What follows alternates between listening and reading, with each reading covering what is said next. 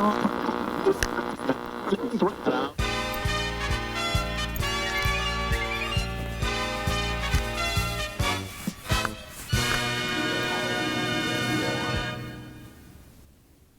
Mepham, welcome back to yet another episode of the Midweek Update. In today's episode, we take a look at how the solar eclipse brought the Mepham community together, how Snapchat affects everyday life and communication, a new club hub, and yet another senior interview.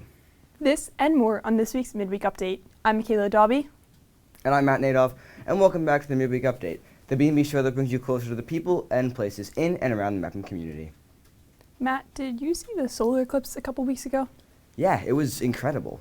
So many people were outside with solar eclipse glasses watching what was happening. Yeah, for a few minutes before everyone went off to their different activities or sports, they came together to witness something that everyone could enjoy. One thing the Mepham community never fails to do is bring people together. And today, people are rocking the newest shades to view something very special. So one of the big things that the Mepham Science Department was thinking is that since the last time we had a solar eclipse was 2017, we were thinking that a wonderful way to connect the community together was to have a viewing event for the solar eclipse. This event has caused a wave through Mepham High School, but not many understand the novelty behind what is happening. So solar eclipse, they're quite rare. It happens when the moon passes between the Earth and the sun during a new moon phase. And a new moon phase is when we can't actually see the lit portion of the moon. Mepham students are very eager to see this natural phenomenon take place, considering its frequency of appearance. It's very exciting. It's only going to be once in a very long while. The next one I hear is in like 20 years or so. So it's basically a once or twice in a lifetime opportunity. The eclipse's rarity has an extensive effect on the community's togetherness, but along with it comes the opportunity to learn. This event is important to the Mepham community because it brings us around a natural science phenomenon and provides very interesting and unique experience to learn about science and the natural world around us. Though the moon covers the radiance of the sun, today that has been replaced by the spirit of our Mepham pirates. For B&B, I'm Helen Gillison. I'm so glad that I was able to witness this event. No picture or video is able to capture exactly what many people saw in person. I agree with you. I saw a ton of people posting pictures on their Snapchat stories, and although they weren't bad pictures, it just wasn't the same as seeing it for yourself. I prefer taking pictures of my friends and I, so I can remember the moment that I watched this event rather than just what everyone saw. That's a really good idea. I think I'm starting to understand why my mom is always taking photos of me.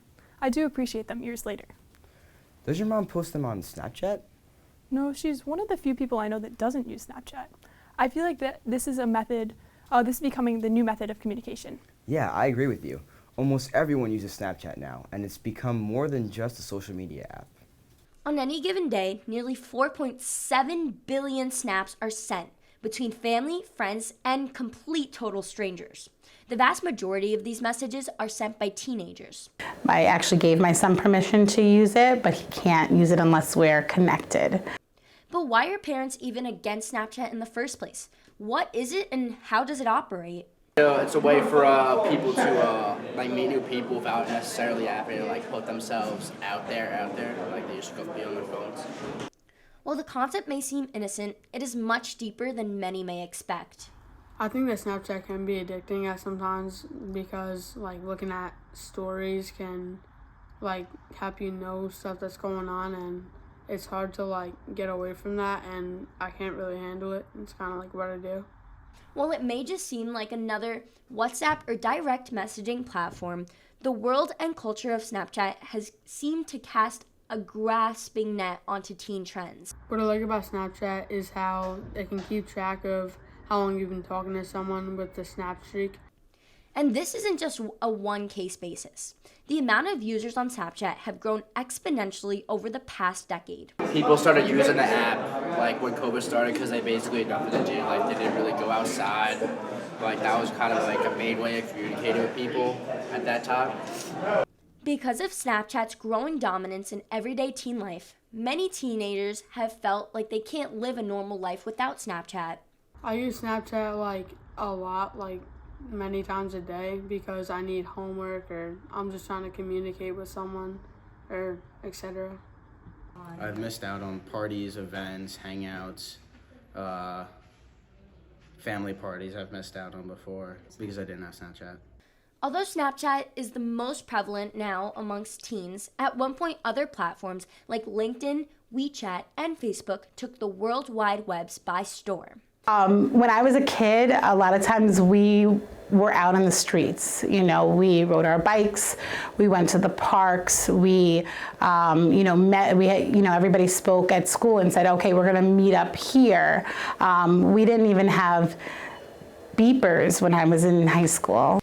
The way Snapchat follows its predecessors with evolution, it proves to have gained more traction and dominance amongst teens than President. What I like about Snapchat is how it can keep track of how long you've been talking to someone with the snap streak. And what I don't like about it is how, like, there's so many bots on it and they sometimes, like, troll people. You never know who's on the other end of the screen. Like, for all you know, your fifth grader could be talking to a predator and, they're clueless about it. It is essential for parents to communicate with their children about the dangers of using the app. I think as a parent, it's very important that whatever platform my children or even the children that I work with, that there is some kind of contractual understanding between parents and kids, in order to keep them safe. I know that a lot of things, I think of social media as a place where you're kind of sending kids out into the street and they're exposed to things that you can't be in control of. Overall, Snapchat can be a great tool to communicate and socialize with others. There's both positives and negatives when it comes to using the app. So if you do choose to use it, make sure you know what you're getting into. From B&B, I'm Bri Goodman. I've been thinking about this, and I think I know what my favorite thing about Snapchat is. What's that, Makayla? Well, probably when I go to watch a sports game and one of my friends posts a picture at the same game. Why is that your favorite thing about Snapchat? Well, think about it. I would have had no idea that they were at the game too until I saw their post. Sometimes I will see a picture that looks almost exactly identical to the one from my seat, and that's how I find out one of my friends is sitting in the same section. I never thought about it that way. You're right. You would never know if it weren't for Snapchat. Yeah. Do you like to watch sports? Yeah, I'm a big fan of the Islanders and the Mets and Let me stop you right there. I'm so sorry, but while we're on the topic of sports, let's hear more from Bri Boland about what happened at Brookside on Friday.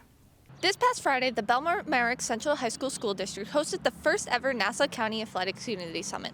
The summit invited schools from all of Nassau County, including their athletic directors, coaches, and even student athletes. The summit focused on qualities of being a student athlete, presenting leadership skills on and off the court. This event allowed reflections from a student or coach's perspective. It's referred to as the USC Summit. The acronym USC stands for Unity, Sportsmanship, and Civility. And really we're just trying to reestablish and remind everybody, coaches and student athletes alike, of what we feel are the three pillars of educational-based athletics, and that is unity, sportsmanship, and civility. This event was an incredible opportunity to showcase leadership and positive development throughout the sports community in Nassau County. Hopefully in the years to come, the summit will become an annual conference for everyone to learn and develop positive mindsets. From B&B, I'm Bri Boland. Thanks, Bri. And although sports are very popular amongst Mepham students, they're not the only thing that students do during their free time. I'm not sure I know where you're going with that. Well, clubs are really popular here too, and there are so many. That's true, and it's nice because there's something for everyone. However, having so many clubs makes it difficult to keep track of them. Well, you know that we have an art club, right? Yeah, but I don't know much about it. Don't worry. On this week's Club Hub, we're going to take a look at art clubs specifically. Thanks, guys. Welcome back to Club Hub, the segment that introduces to you what Mepham has to offer. This week, we introduced to you Art Club. Art Club is a great club for students who are interested and passionate about art. This club gives students a way to paint their own path and the opportunity to engage in creative activities outside of the classroom. If you are interested, Art Club meets every other Monday in room 122A. Channel your inner artist and join. Well, that's all for me. I'm Bri Goodman, and I'm going to toss it back to Matt and Makayla back in the studio. Wow. I'm glad I got to learn more. I wish it wasn't May so I could go join. You do know that you don't have to join the club at the beginning of the school year, right? Yeah, but the way I see it, joining a club this late in the year is like wanting to join a sports team just for playoffs. That's completely different, but I guess since I see your point, and since you mentioned playoffs, let's hear from Nikki Saraceni with your sports report.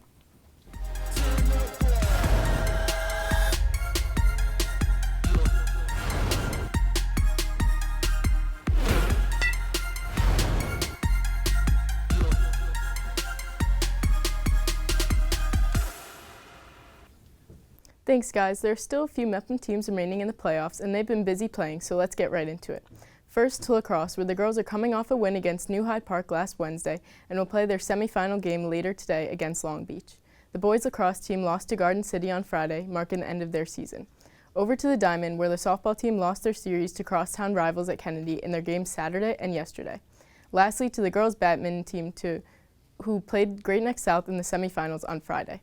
Best of luck to all remaining teams, and let's go Rangers. For B&B, I'm Nikki Saraceni. Now back to you guys in the studio. Thanks, Nikki. I can't believe we're already nearing the end of the final sports season, and that means that the school year is almost over. Yeah, it's bittersweet. It's going to feel so different next year without any older students to look up to. Yeah, I'm really going to miss the seniors. I've learned so much from them. Me too.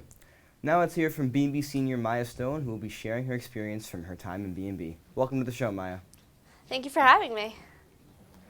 We're so glad to have you here. So first up, what have been the past 4 years in B&B? How have they been for you?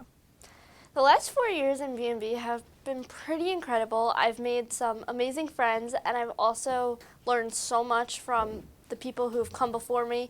And I'm so grateful for everything that this program has taught me. And even if you don't go into the broadcasting field, like this program will teach you so many skills that you can use in anything you're doing in the future.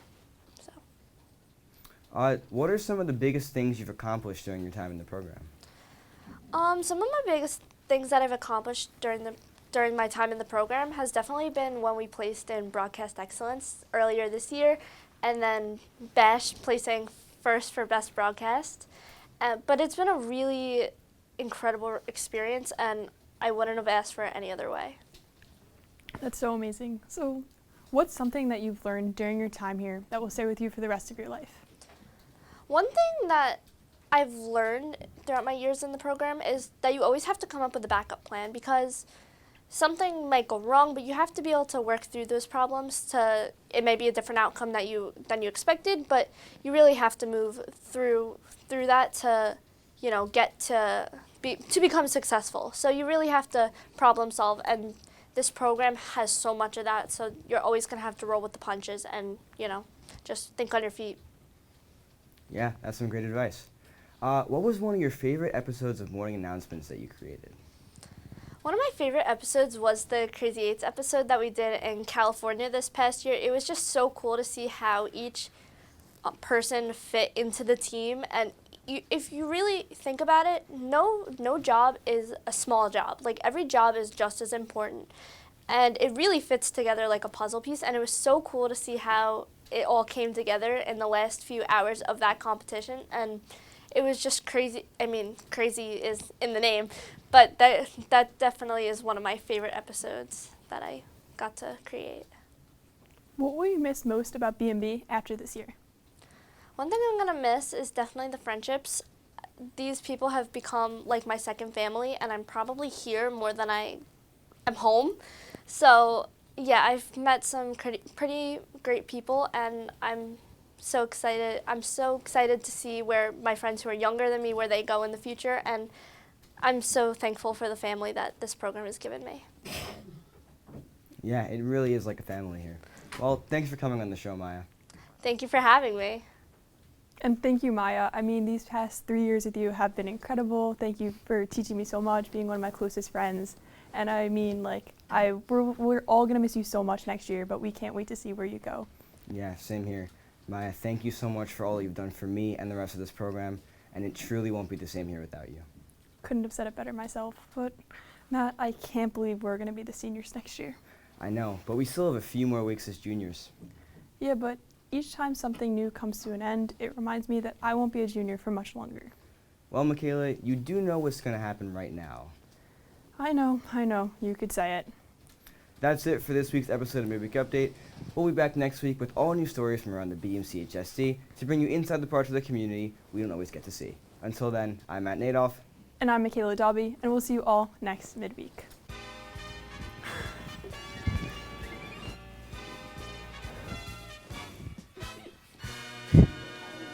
Oh.